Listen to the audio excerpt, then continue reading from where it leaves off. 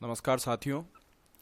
आज हम राजस्थान में 1857 के स्वतंत्रता संग्राम के बारे में विस्तार से अध्ययन करेंगे। ठीक है। वैसे तो 1857 की जो शुरुआत है क्रांति की वो हुई 10 मई 1857 को मेरठ से। लेकिन राजस्थान के परिप्रेक्ष्य में देखें तो इसकी शुरुआत हुई सबसे पहले नसीराबाद से। ठीक है, तो शुरुआत करते हैं हम। अब हमें ध्यान में है कि सबसे पहले 10 मई 1857 को मेरठ से इस संग्राम की स्थापना हो गई। ठीक है, और राजस्थान में अगर अपन देखें तो यहाँ जो है वो भारत से स्थितियां थोड़ी सी अलग थी। यहां थे राजा और सामंत। हम यहां के 1857 की क्रांति को इन दोनों के परिप्रेक्ष्य में देखेंगे। एक्चुअली राजाओं और सामंतों के बीच का जो झगड़ा था उसी ने यहां जो है क्रांति को और भी हवा दी। वैसे भारतवर्ष की तरह यहां भी जो शुरुआत हुई वो हुई सैनिकों के द्वारा ही। ठीक है, चलें तो अब करते हैं शुरुआत। सबसे पहले हम देख लेते हैं कि राजस्थान में 1857 की संग्राम के प्रमुख कारण क्या रहे। ठीक है, तो अब अपन देख लेते हैं कि राजस्थान में 1857 की क्रांति के प्रमुख कारण।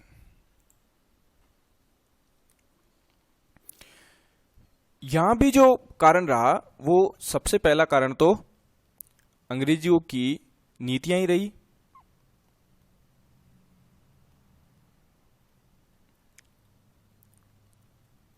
इनमें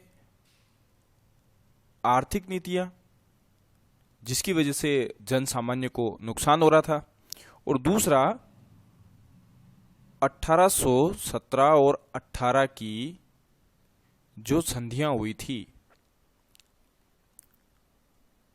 इसके ऊपर हम एक अलग से लेक्चर तैयार करेंगे। ये हुई थी, अपने को ध्यान में है, मेटकॉफ और रियासतों के बीच में।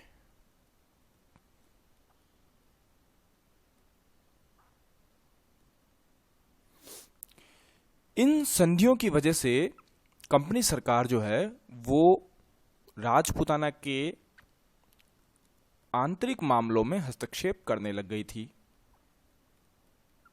ठीक है, अब इस आंतरिक मामलों में हस्तक्षेप करने की वजह से हालांकि राजाओं को मराठा आक्रमणों, तो ये दो चीजें थी जिनसे जो है राजा महाराजा सुरक्षा चाहते थे।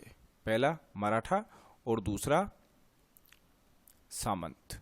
ठीक है, तो इन्हीं दोनों से परेशान होकर इन्होंने अंग्रेजों से संधि की। ठीक है, लेकिन अब ये इन दोनों से तो बच गए, लेकिन अब अंग्रेजों ने क्या किया कि लगातार उनके आंतरिक मामलों में हस्तक्षेप करने लगे। और उसके पीछे उन्होंने तर्क क्या दिया, एक तो कि भाई हम रियासतों की सुरक्षा का काम कर रहे हैं, और दूसरा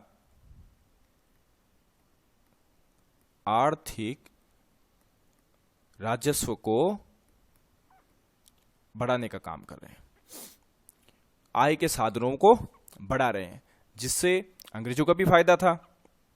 और सुरक्षा के लिए जो सैनिक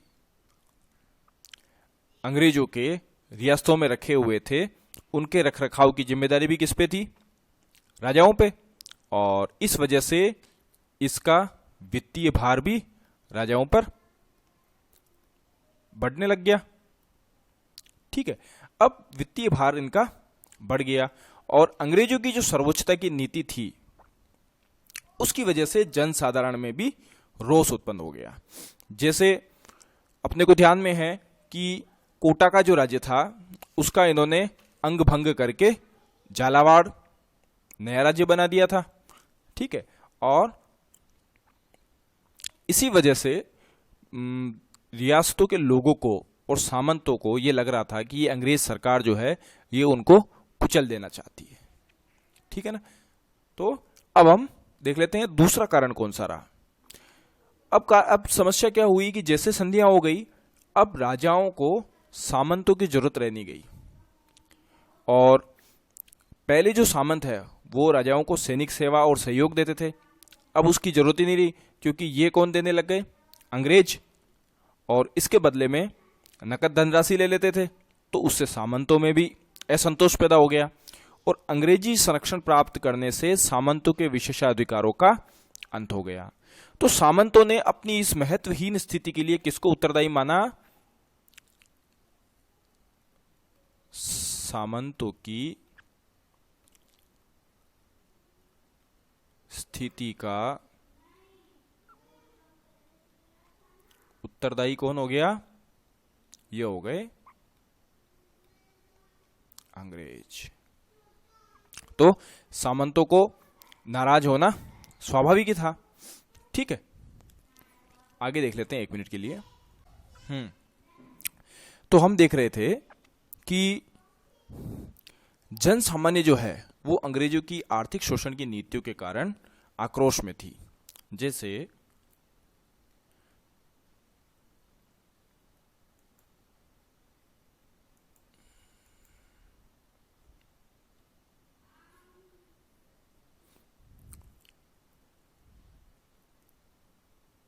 आर्थिक शोषण की नीतियां, जैसे हम देखें तो अफीम पर एकाधिकार, अफीम पर एकाधिकार। दूसरा हम देखें तो अंग्रेजी माल, इसका प्रचार प्रसार हुआ। इस वजह से ग्रामीण किसान और दस्तकार ये जो है उजड़ गए। ठीक है, और व्यापारी जो थे, व्यापारियों की स्थिति भी शोचनीय हो गई। ठीक है, व्यापारियों ने पलायन शुरू किया और ये जो दस्तकार थे ये किसकी तरफ झुक गए, खेती की तरफ। तो भारत का जो व्यापार वाणिज्य था ये इन लोगों ने खत्म कर दिया। दूसरा, अंग्रेजों ने जो कुछ सामाजिक सुधार किए, जैसे इन्होंने सती प्रथा, ठीक है, त्याग, डाकन प्रथा, ठीक है, समाधि प्रथा, इन सब कुरीतियों को बंद किया, जिसकी वजह से जो रूढ़िवादी जनता थी वो इनको बिल्कुल पसंद नहीं करते थे। प्लस ईसाई धर्म प्रचारकों ने भी स्थिति को और भी संकटपूर्ण बना दिया। इसलिए राजस्थान की जनता को यह लगा कि उनका धर्म जो है वो अब खतरे में आ गया है और वो अंग्रेजों के विरोधी हो गए। इसके साथ हम देखें राजनीतिक रूप से भी सारे शासक जो थे अपनी बाह्य और आंतरिक सारी सत्ता जो है अंग्रेजों को उन्होंने सुपुर्द कर दी थी। अब वो अकर्मण्य हो गए थे, उनको प्रजा के सुख दुख से कोई लेना देना नहीं रह गया था, ये अनुत्तरदायी भी हो गए थे। ठीक है, प्लस निरंकुश हो गए, अब प्रजा से कोई लेना देना ही नहीं, किसी भी विद्रोह का सामना करने के लिए तैयार थे। ठीक है ना। और इसीलिए तत्कालीन साहित्य ने भी अंग्रेज भक्त शासकों की निंदा की। ठीक है, लेकिन जो अंग्रेजों के विरोधी थे और वो जनता में प्रिय भी रहे, जैसे कुछ चारण भाटों ने जाट राजा रणजीत सिंह की खूब प्रशंसा की और कवि राधोदास ने सलूम्बर के जो रावत थे, रावत केसरी सिंह, इनकी खूब प्रशंसा की। इसी तरह बीकानेर के रतन सिंह की भी प्रशंसा की, बीकानेर के शासक रतन सिंह की भी प्रशंसा की। क्यों? क्योंकि इन्होंने जवाहर जी को अंग्रेजों के सुपुर्द करने से मना कर दिया था। और उसी तरह जो जोधपुर के तखत सिंह थे उनकी उन्होंने निंदा की, क्योंकि उन्होंने डूंग जी को, हमने डूंग जी और जवाहर जी का किस्सा जो है वो खूब सुना है, तो डूंग जी को उन्होंने अंग्रेजों के हवाले कर दिया था। ठीक है, तो इस प्रकार ये कारणों में हम देखें तो राजनीतिक रूप से भी राजाओं के विरुद्ध जो है वो जनसामान्य में अच्छा माहौल नहीं था। प्लस अपने को ध्यान में है कि उस समय एक राइफल आई थी, एनफील्ड राइफल, और ऐसा माना था कि इसके जो कारतूस हैं, इनफील्ड राइफल के कारतूस, इसके ऊपर गाय और सूअर की चर्बी लगी है। ठीक है, और उस चर्बी को हटाकर ही कारतूस को जो है इस राइफल में लोड करना पड़ता था, जिसकी वजह से अपना धर्म उनको खतरे में दिखाई दिया। प्लस उस समय एक अफवाह और फैली कि आटे में ये जो अंग्रेज है वो हड्डियों का चूरा मिला रहे हैं, हड्डियों का चूरा। ठीक है ना, हड्डियों का चूरा आटे में मिला रहे हैं।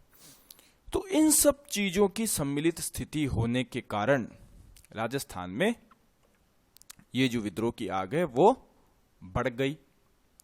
ठीक है ना, तो अब इसके बाद हम देख लेते हैं कि जिस समय ये मामला चला था उस समय स्थिति क्या थी अंग्रेजों की राजस्थान में। ठीक है, तो उस समय मोटे रूप से 1817-18 की संधियां हो गई थी और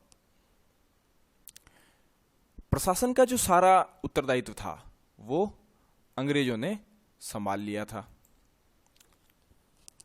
राजस्थान का जो प्रशासन है वो उस समय उत्तर पश्चिमी प्रांत,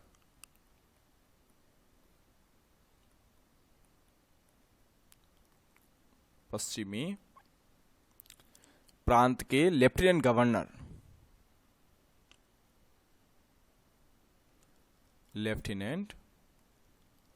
गवर्नर कॉलविन, इनके नेतृत्व में था। ठीक है, और इनका जो मुख्यालय था वो था आगरा में। ठीक है, और शांति व्यवस्था स्थापित करने के लिए यहां एक एजीजी होता था। ठीक है, और इस एजीजी का जो मुख्यालय था वो था अजमेर में। और ये जो है गर्मियों में कहां चला जाता था, आबू, माउंट आबू चला जाता था। और इस एजीजी के अधीन कई सारे पॉलिटिकल एजेंट थे। पॉलिटिकल एजेंट, हर राज्य में अलग अलग एक पॉलिटिकल एजेंट हुआ करता था। ठीक है ना, जैसे हम देखें तो ये राज्यों में नियुक्त होते थे और राज्यों के प्रशासन पर नियंत्रण करते थे। जैसे जयपुर का जो पॉलिटिकल एजेंट था वो था ईडन। ठीक है, विलियम ईडन। जोधपुर में जो था वो था मॉक मेसन। ठीक है, और कोटा में था मेजर बर्टन। ठीक है ना, और भरतपुर में था निक्सन। ये सारे जो है वो पॉलिटिकल एजेंट थे। ठीक है ना, अब पॉलिटिकल एजेंटों के साथ राजस्थान में 6 छावनियां थी प्रमुख रूप से। कौन कौन सी थी? नीमच और नसीराबाद और देवली और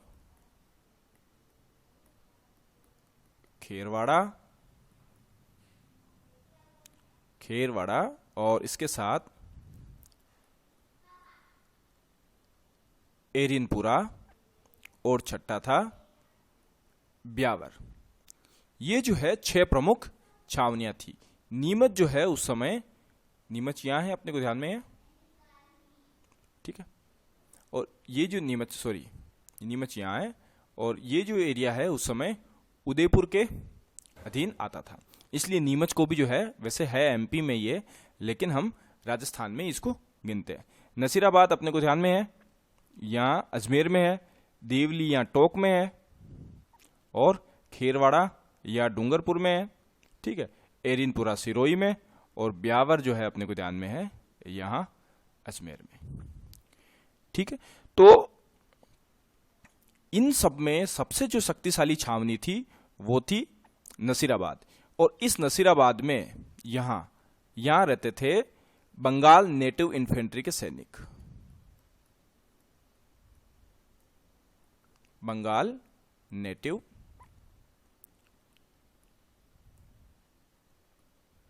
ठीक है, नेटिव इन्फेंट्री के सैनिक यहां रहा करते थे।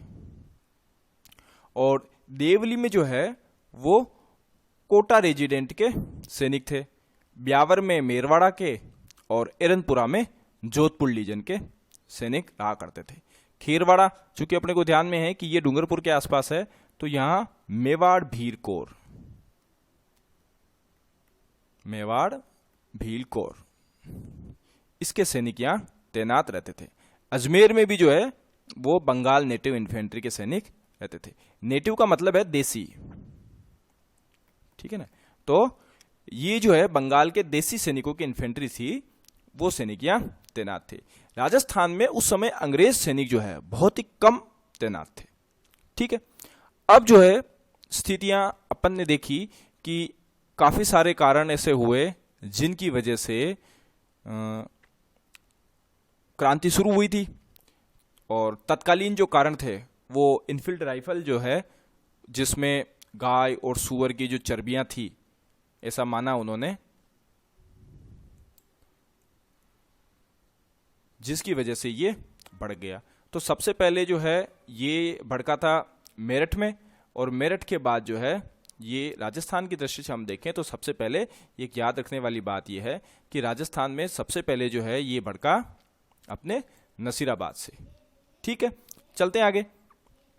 तो जब मेरठ में विप्लव की सूचना, अपने जो एजीजी थे, अपन ने देखा कि अपने एक एजीजी थे जिसके अधीन कई सारे पॉलिटिकल एजेंट थे, और अपने जो एजीजी है वो लेफ्टिनेंट गवर्नर कोलिंस जो है, कोलविन, उसके अधीन थे, और उनका मुख्यालय कहाँ था? उत्तर पश्चिम का मुख्यालय हमने देखा कि आगरा में था, और राजस्थान का जो पूरा प्रांत है वो इन्हीं के अधीन हुआ करता था। तो अपने जो एजीजी थे उनका नाम था जॉर्ज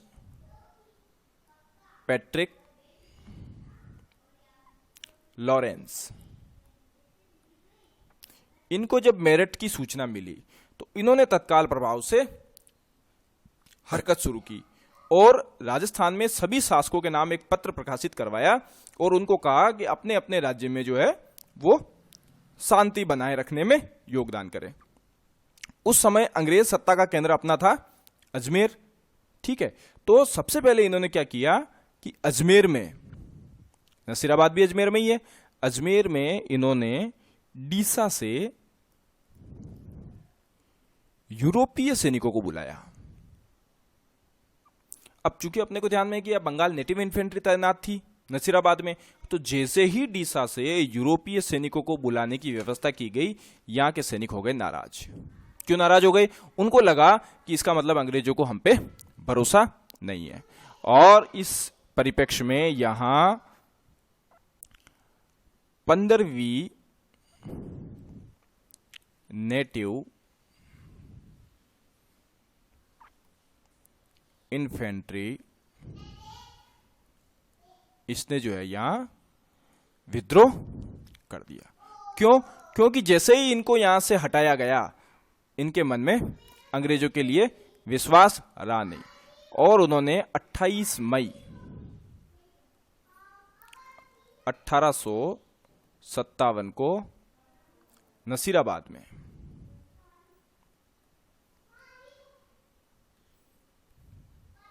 ये बिगुल बजा दिया साहब। इन्होंने छावनी को लूट लिया, अंग्रेज अधिकारियों की हत्या कर दी, और ये कहां से कूच कर गए? यहां के से दिल्ली के लिए, ठीक है। ये जो सारे अपने जो छावनियां थी वहां से जो जो विद्रोह होते रहे और उन्होंने दिल्ली की तरफ कूच किया, यही जो है भारतीय ये राजस्थान के 1800 स्वतंत्रता संग्राम में इन सेनानियों की सबसे बड़ी गलती रही। यदि यहां से ये लोग दिल्ली की ओर कूच नहीं करके यहां से अजमेर की ओर कूच करते सारे, तो ये जो केंद्र है वो खत्म हो जाता। यहां से इनको रसद भी मिल जाती, अस्त्र शस्त्र भी मिल जाते, गोला बारूद भी मिल जाता, लेकिन ये सब भाग गए दिल्ली और इसकी वजह से अजमेर जो है वो अंग्रेजों के अधीन बना रहा। ठीक है, अब चलते हैं आगे। यहां हो गया मामला। अब दूसरा जो विद्रोह हुआ दूसरी सैनिक छावनी में वो हुआ नीमच में, और यहां हुआ था अपना 3 जून 1857 को। 28 मई को यहां हुआ था नसीराबाद में, अपने को ध्यान में है, और इसके बाद जो हुआ वो नीमच में हो गया। ठीक है, अब मेरठ की विद्रोह की सूचना जब सब जगह पहुंच गई थी तो सैनिकों में वैसे ही जो है उत्तेजना बढ़ने लगी थी, लेकिन जैसे ही नसीराबाद विप्लव की सूचना नीमच पहुंची तो वहां की स्थितियां खराब हो गई। उसी समय यहां की एक जो बड़ी घटना घटी जिससे हम सैनिकों के मन में अंग्रेजों के प्रति क्या धारणा बनती जा रही थी या सैनिकों के मन में अंग्रेजों के प्रति किस तरह का विश्वास चल रहा था उसकी झलक अपने को मिलती है। तो एक्चुअली यहां घटना घटी कि यहां के जो है कर्नल एबॉट,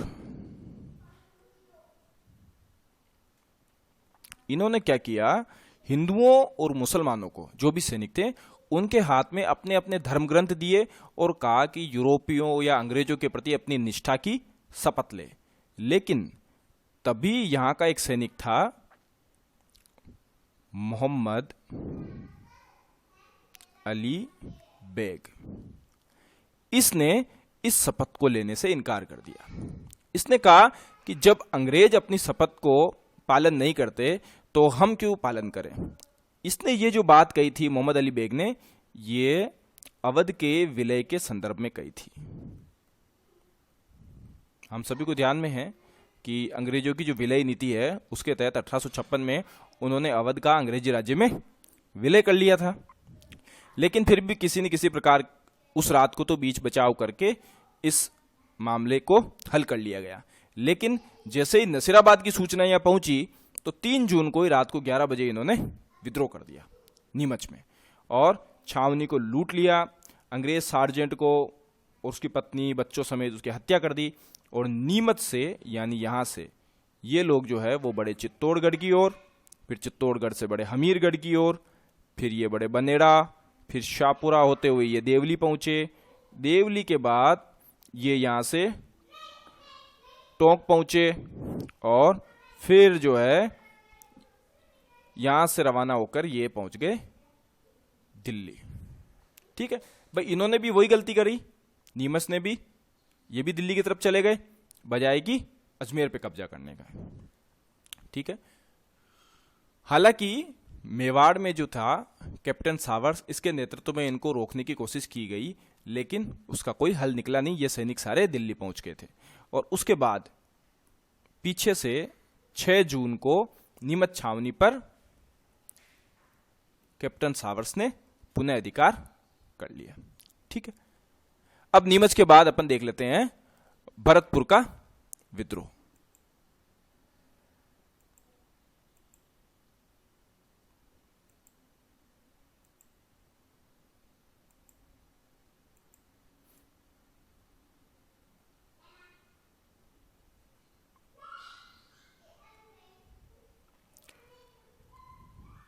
भरतपुर राज्य में भी 31 मई को सैनिकों ने विद्रोह कर दिया।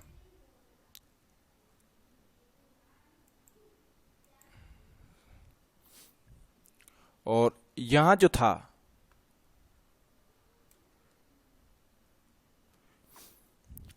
भरतपुर राज्य की सैनिक टुकड़ी ने 31 मई 1857 को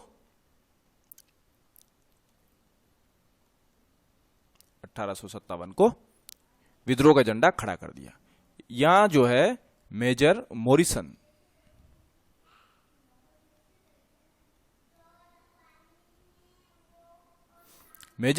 था, वो लगातार शासन में हस्तक्षेप करने के कारण बदनाम हो गया था।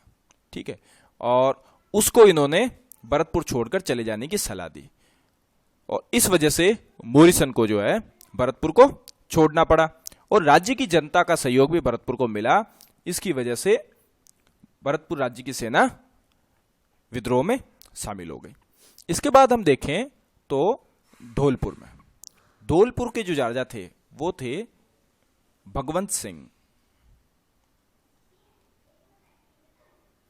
ठीक है, धौलपुर के राजा थे भगवंत सिंह, ये भी अंग्रेजों के समर्थक थे और उसने मथुरा और करौली में विद्रोहियों को दबाने के लिए सेना भेजी थी।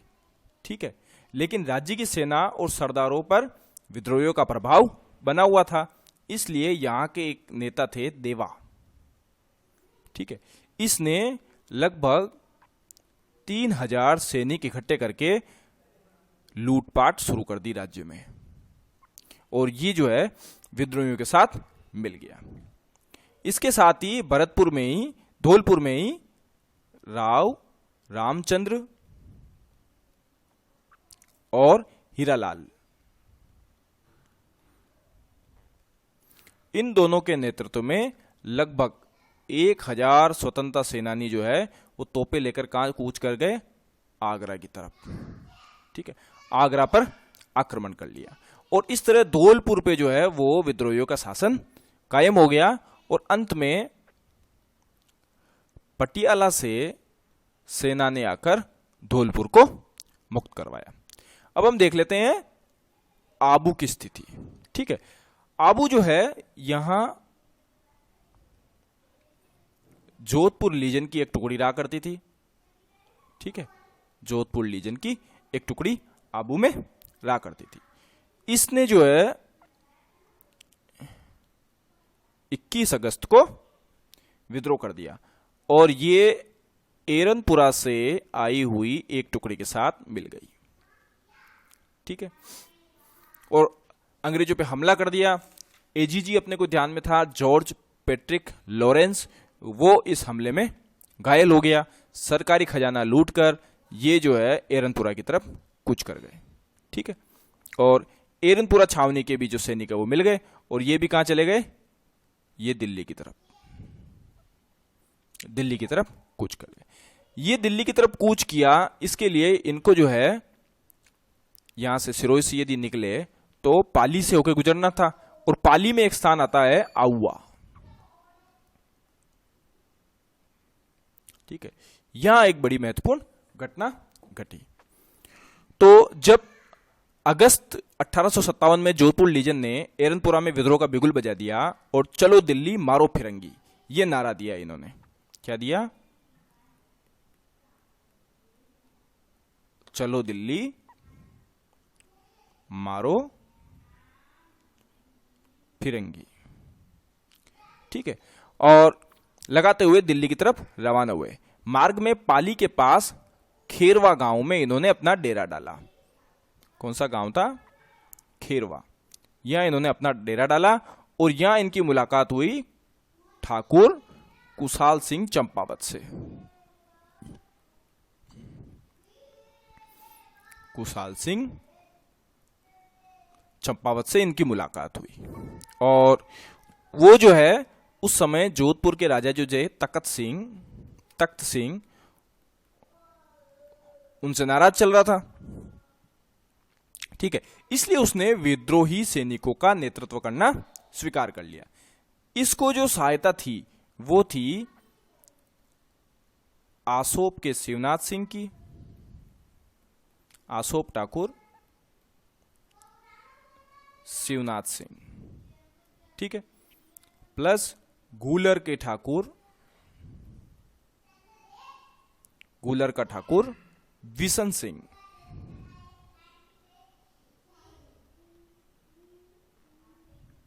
ठीक है, और आलनिया व्यास के ठाकुर, आलनिया वास ये ठिकाना है, आलनिया वास इसके ठाकुर है अजीत सिंह। ठीक है, इसका जो है इसको समर्थन हासिल था और उसके बाद सलूम्बर, कोठारिया, रूपनगर, आसिन, इनसे भी जो है इनको रसेदोर धन मिला। तो अब जब राजपूताना के एजीजी लॉरेंस को पता चला कि आउवा में जो है वो स्वतंत्रता सेनानी जो है इनका जमावड़ा हो गया है, तो उसने क्या किया कि जोधपुर के शासक तख्त सिंह को इन विद्रोहियों को कुचलने के लिए लिखा। जब जोधपुर के शासक को इस बाबत एजीजी से सूचना मिली तो उसने तत्काल प्रभाव से अपने जो दो सेनापति थे, एक का नाम था किलेदार ओनार सिंह, ठीक है, पहला तो था किलेदार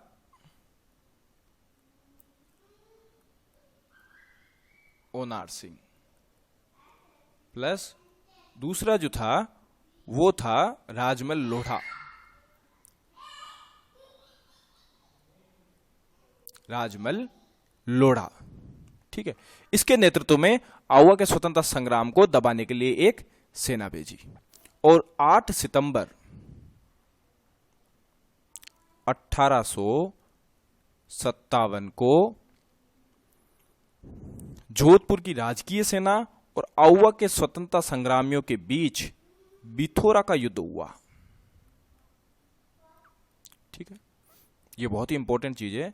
8 सितंबर 1857 को बिथोरा का युद्ध हुआ। इसमें बिथोरा गांव के पास युद्ध हुआ। इसमें जो राजकीय सेना थी ये पराजित हो गई, प्लस ओनार सिंह जो था वो मार डाला गया। विप्लवकारियों ने जोधपुर की सेना की तोपें और काफी सारी जो सामग्री है उस पर अधिकार कर लिया। अब जब इस हार की सूचना एजीजी को लगी तो अजमेर से उसने एक सेना लेकर आउवा की ओर रवाना हुआ और जोधपुर का पॉलिटिकल एजेंट मोक मेसन भी इस सेना के साथ था। अब 8 सितंबर को यह झगड़ा हुआ। 18 सितंबर को 1857 को फिर से एक झगड़ा हुआ, फिर से एक लड़ाई हुई। वो हुई चेलावास का युद्ध, चेलावास गांव में, ठीक है। ये घटनाएं कहां की हो रही है अभी? ये पाली की घटनाएं हैं, ठीक है। बिथोरा 8 सितंबर 1857 को और चेलावास, इसमें अंग्रेज सेना, इसमें मेक मोसन पॉलिटिकल एजेंट, ये भी शामिल था। और इस चेलावास के युद्ध में भी लॉरेंस पराजित हुआ, उसको पीछे हटना पड़ा और ये जो पॉलिटिकल एजेंट मेक मोसन था ये मारा गया। इसका जो सिर था इसको विद्रोहियों ने आउवा में घुमाया और बाद में किले के दरवाजे पर टांग दिया।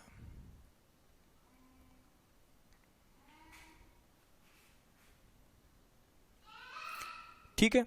और इसी को राजस्थानी साहित्य में ये जो चेलावास का युद्ध है इसी को गोरे और काले का युद्ध कहा। ठीक है। तो अगर पूछे कि इतिहास में, राजस्थानी इतिहास में गोरे काली का युद्ध किसको कहा गया, तो यह कहा गया चेलावास के युद्ध में। लॉर्ड कैनिंग ने भी लॉरेंस की जल्दबाजी के लिए उसकी बड़ी आलोचना की, क्योंकि चेलावास का जो युद्ध हार गए थे अंग्रेज, इसका बड़ा विपरीत प्रभाव पड़ा। ठीक है। अब जो है, अब ये जो सैनिक जीत गए यहां से, तो फिर ये कहां कूच कर गए? ये कूच कर गए दिल्ली के लिए। ठीक है। अब दिल्ली के लिए कूच कर गए। अपने को ध्यान में है आसोप, आलनियावास और गूलर के ठाकुर भी जो है इनके साथ दिल्ली की ओर रवाना हो गए। और आसोप ठाकुर शिवनाथ सिंह ने इनका नेतृत्व किया। तो दिल्ली की तरफ जब ये गए, इनका नेतृत्व किसने किया? आसोप ठाकुर, शिवनाथ सिंह। ठीक है। ये पाली से रवाना हो गए। ठीक है। पाली से ये शेखावाटी पहुंच गए। ठीक है। और फिर जो है इधर की तरफ आउवा भेजी एक कर्नल होम्स के नेतृत्व में। और फिर आउवा में जो है ठाकुर कुशाल सिंह के पास ज्यादा कुछ सैनिक बचे नहीं थे, तो जीत की आशा रही नहीं, तो ठाकुर कुशाल सिंह आउवा से बच के निकल गए। और इधर जो है अंग्रेजी सेना ने वापस जनवरी में आउवा के किले पर अधिकार कर लिया। तो यह है सितंबर की घटना। आउवा पर जनवरी 1858 में, ठीक है, 1858 में वापस अधिकार कर लिया। आउवा को खूब लूटा उन्होंने, ठीक है। और यहां से एक सुगाली माता का मूर्ति थी, सुगाली माता, ठीक है। सुगाली माता की मूर्ति को इन्होंने अजमेर म्यूजियम में शिफ्ट कर दिया, अजमेर म्यूजियम, ठीक है। ऐसा मानते हैं कि ये जो है वो क्रांतिकारियों की माता थी। इसके 10 सिर थे और 54 हाथ, तो ये भी अपने को ध्यान में रखना है। सुगाली माता आउवा से क्रांतिकारियों की माता थी। और जब यहां से के विद्रोही जब दिल्ली की तरफ कूच कर गए तो पीछे जो है ठाकुर कुशाल सिंह के नेतृत्व में जितने भी सैनिक बचे थे उन पर अंग्रेजों ने विजय हासिल कर ली। ठाकुर कुशाल सिंह जो है यहां से रवाना हो गए और आउवा के पतन के बाद ठाकुर कुशाल सिंह मारवाड़ की तरफ चले गए, वहां लूटपाट करते रहे। और उसी समय ठाकुर कुशाल सिंह को कोठारिया के रावत जो थे उनका नाम था जोत सिंह, ठीक है। इन्होंने उनको शरण दी, जोत सिंह ने इनको अपने यहां शरण दी। लेकिन क्या हुआ कि 8 अगस्त 1860 को ठाकुर कुशाल सिंह ने नीमच में अंग्रेज अधिकारियों के समक्ष आत्मसमर्पण कर दिया, क्योंकि उस समय तक लगभग पूरे भारत में जो है अंग्रेजों ने इसका दमन कर दिया था। और हालांकि उसके खिलाफ एक जांच आयोग बैठा और उन्होंने, जिसमें इनको ठाकुर कुशाल सिंह को जो है वो निर्दोष मान लिया और महाराजा से कहके उनकी जागीर उनको दिलवा दी। लेकिन महाराजा जो तख्त सिंह है उनको पता था कि ये एक बदमाश व्यक्ति है और उन्होंने जो है काफी सारी जागीर उनकी जब्त कर ली। हालांकि काफी सारे विवाद भी हैं। कुछ लोग कहते हैं कि ये अंग्रेजों के विरोधी नहीं थे, ये केवल जो है महाराजा तख्त सिंह से इनका विरोध था। एक प्रिचार्ड हुए हैं, इन्होंने अपनी पुस्तक है प्रिचार्ड, ठीक है, ये नसीराबाद में था। इसने एक पुस्तक लिखी थी दी म्यूटिनीज इन राजपुताना।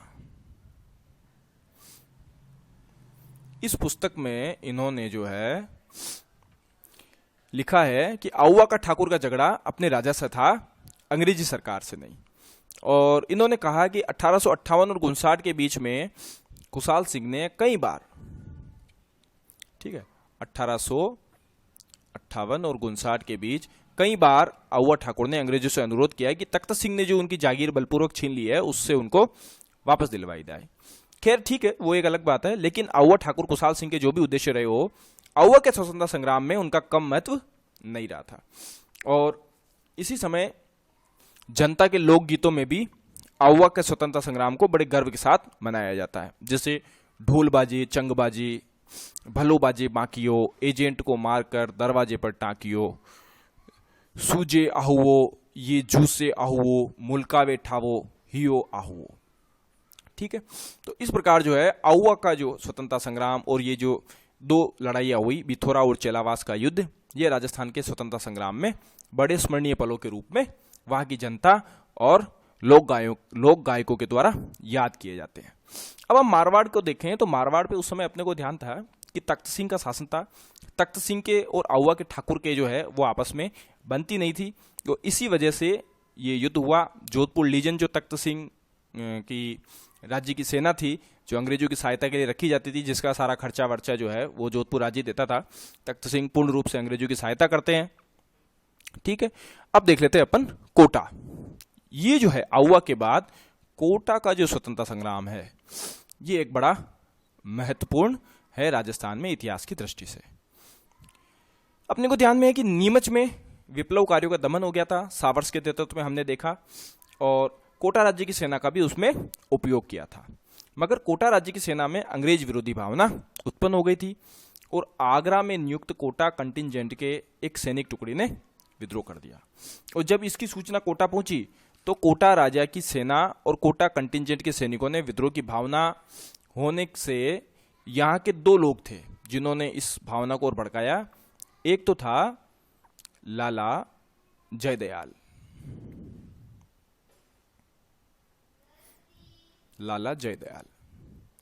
और दूसरे जो थे वो थे मेहराब खान।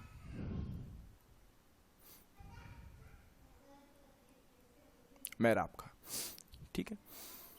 इन दोनों ने एक परिपत्र जारी किया और इन्होंने कहा कि सैनिकों के आटे में गाय और सूअर की हड्डियों को पीसकर मिलाया जा रहा है, चर्बी वाले कारतूसों का उपयोग किया जा रहा है, जिससे सैनिकों का धर्म भ्रष्ट हो रहा है। अतः इन्होंने जनता से और सेना से आग्रह किया कि अंग्रेजों का अंत करने के लिए इनके साथ जुट जाएं। ठीक है, तो बात है अक्टूबर की। अक्टूबर 1857 में कोटा का जो पॉलिटिकल एजेंट था मेजर बर्टन, ये मिला महाराज से। ठीक है, महाराव से मिला और महाराव को इन्होंने कहा कि इन अधिकारियों को बर्खास्त करके दंडित करो। जब सैनिकों में ये सूचना फैल गई कि मेजर बर्टन ने इस प्रकार की सलाह महाराव को दी है, तो 15 अक्टूबर को कोटा की राजकीय सेना और कोटा कंटिंजेंट के सैनिकों ने जयदयाल खां के नेतृत्व में रेजिडेंसी को घेर लिया। तो यहां की जो तारीख आती है अपने पास, वो आती है 15 अक्टूबर 1857। ठीक है, और आउवा में अपने सितंबर का महीना आता। तो ये एक साथ अगर ये सारी जो घटनाएं एक साथ घटती तो अंग्रेजों को इनको दबाने का मौका नहीं मिलता, पर एक जगह दबने के बाद फिर दूसरी जगह, फिर दूसरे के बाद तीसरे, चौथे, तो अंग्रेजों को इनको दबाने का मौका मिल गया। तो 15 अक्टूबर 1857 को जयदयाल और मेहराब खां ने रेजिडेंसी को घेर लिया। साहब, रेजिडेंसी को घेर के मेजर बर्टन की हत्या कर दी, उसके 2 पुत्रों को भी मार दिया और यहाँ का एक सर्जन था डॉक्टर सेडलर, इसकी भी हत्या कर दी। विद्रोहियों ने राज्य की 127 तोपों पे अधिकार कर दिया। महाराव को जो है वो नजरबंद कर दिया। कोतवाली, राजकोष और रसद भंडारों पे अधिकार कर लिया। अब जयदयाल और मेहराब खां ने राज्य का प्रशासन अपने हाथ में ले लिया। महाराव जो था वो नजरबंद हो गया। ठीक है, नजरबंद कैदी की तरह हो गया। लगभग 5 महीने कोटा में जो है ये जनता का राज चलता रहा और फिर इनको दबाने के लिए करौली के मदन पाल ने सेना भेजी। ठीक है, उन्होंने 2000 सैनिक भेजे, लेकिन वो भी जो है महाराव को मुक्ति नहीं दिला सके। इसके बाद मार्च 1858 को अंग्रेज सेना कोटा पहुंची। तो देखो, अक्टूबर से लेके मार्च तक ये जो अक्टूबर, ये 5-6 महीने जो है वो यहाँ की जो स्थानीय सरकार थी उसके नेतृत्व में कोटा पर ये लोग प्रशासन चलाते रहे। और फिर जो है अंग्रेज सेना जब यहाँ आई तो 30 मार्च को कोटा को विद्रोहियों से मुक्त कराया गया। कोटा को लूटा गया, जुर्माना लगाया। जयदयाल और मेहराब को जो है नीम के पेड़ पे फांसी दे दी, जो कि अंग्रेज किया करते थे। मेजर बर्टन की हत्या का उत्तरदायित्व निर्धारण किया गया। एक आयोग बनाया गया, आयोग रॉबर्ट्स के नेतृत्व में एक आयोग बनाया जिसने मेजर बर्टन की हत्या के कारणों की जांच की और उसमें उन्होंने राजा को उत्तरदायी माना। इसलिए जो है उसकी तोपें, सलामी की तोपें 17 तोपें थी, उसको घटाकर 13 कर दी। तो इस तरह हम देख सकते हैं कि कोटा में जो है वो जन सामान्य का बड़ा सहयोग रहा था। ठीक है, आगे वाले पार्ट में हम मेवाड़ और उसके बाद का जो आंदोलन है वो देख लेते हैं। ठीक है।